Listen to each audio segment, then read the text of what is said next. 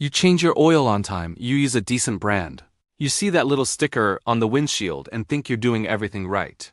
But what if I told you the number one mistake quietly damaging your engine has nothing to do with how often you change your oil, and everything to do with what oil you're actually pouring into it? This isn't just a theory. I recently had a modern sedan towed into the shop, barely 5 years old, 80,000 miles. The owner had a folder full of receipts for regular oil changes. And yet the engine was toast. Catastrophic damage. The cause? A simple mistake made when choosing the bottle of oil off the shelf. After over 10 years of turning wrenches and looking at real engine teardowns, I'm going to show you the crucial difference. Understanding this is the difference between cruising past 200,000 miles and a dead engine on the side of the road. If you're someone who cares about protecting your vehicle with real facts instead of marketing hype, stick around. Section 1. Why good enough oil is a recipe for disaster. First, let's be clear. The oil aisle is designed to be confusing. You've got a wall of bottles all claiming maximum protection or ultimate durability. They all promise to be the lifeblood of your engine. But the real question is, do they perform the same when you actually run them in an engine? The most dangerous myth I hear is that oil is oil, that as long as it's clean, the engine is fine.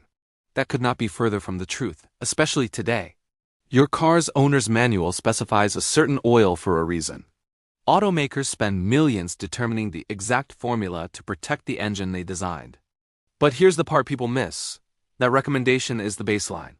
It doesn't always account for the reality of high mileage and wear. The engine in your car today isn't the same simple cast iron block that was in your grandfather's car. Those were forgiving. Today's engines are lightweight, high compression machines built with microscopic tolerances. They run hotter, work harder, and use oil as a hydraulic fluid for complex systems like variable valve timing. Using the wrong type of oil in one of these isn't just a mistake. It's a slow-acting poison. You won't see the damage for 10,000 or 20,000 miles, but it's happening. Section 2. The modern engine, under 75,000 miles. If you own a car made in the last 10 to 15 years, this part is critical. These engines have a very specific dietary requirement: low viscosity, full synthetic oil. When your owner's manual says OW20 or 5W30, it's not a suggestion, it's a command from the engineers who built it. Let's break down what 5W30 even means. The W is for winter. The 5W tells you how the oil flows when it's cold. The lower the number, the faster it flows on a cold start. The 30 is its thickness at the engine's operating temperature. Modern engines have incredibly tight clearances. They need a thin oil, like a OW20, that can get into those tiny spaces. This is critical because most engine wear happens on a cold start. Using a thicker oil is like trying to push cold honey through a straw. For those first few critical seconds, your engine's most vital parts are running essentially dry. This causes microscopic damage that adds up over time. Here's what I see. A newer Camry calls for OW20. An owner, trying to save money, uses a conventional 10W30 oil instead. First, their fuel economy will drop because the engine works harder to pump that thicker fluid. More importantly, the variable valve timing system acts up.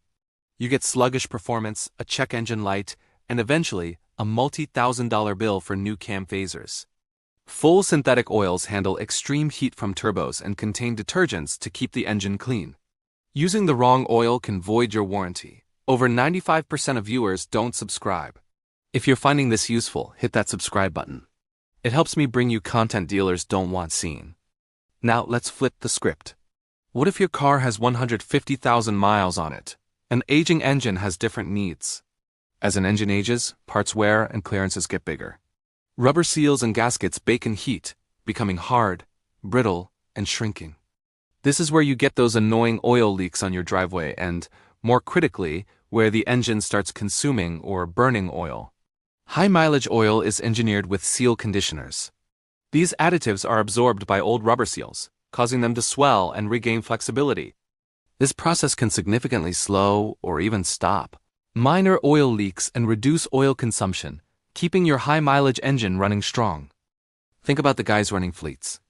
They need their trucks to last 300,000 or 400,000 miles, and they don't get there by accident. It's a common strategy to switch the entire fleet to a high-mileage formula once the vehicles cross that 75,000-mile mark. They know paying a little more for the right oil is nothing compared to the cost of constantly taking a vehicle out of service. What happens if you just keep using that ultra-thin O West -20 in an engine with 150,000 miles? While it's still a great lubricant, that thin oil can find its way past tired, shrinking seals more easily, which can make oil consumption more noticeable. High-mileage oil provides a slightly more robust film for those larger clearances, and actively works to condition the parts that are failing. Knowing all this, you're in a much better position. But you still have to avoid the common traps at the auto parts store. Mistake number 1, ignoring the owner's manual. The manual is the Bible for your engine's non-negotiable specs. Before you think about brand, you must know the required viscosity like 5W30 and the service certification like a PISP or ILSAC, GF-6. Never grab a bottle just because it's on sale without confirming it meets those baseline specs. Mistake number 2, chasing the cheapest bottle. Someone will debate spending an extra $15 on the correct oil versus a cheap, generic bottle. That extra $15 over a 7,500-mile change is a fraction of a penny per mile.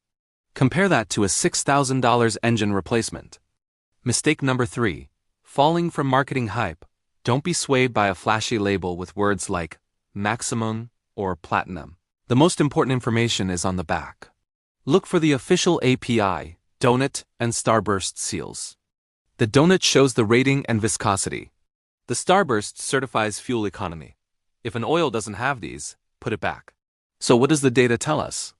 The biggest mistake isn't the interval, but using the right oil for your engine's stage of life.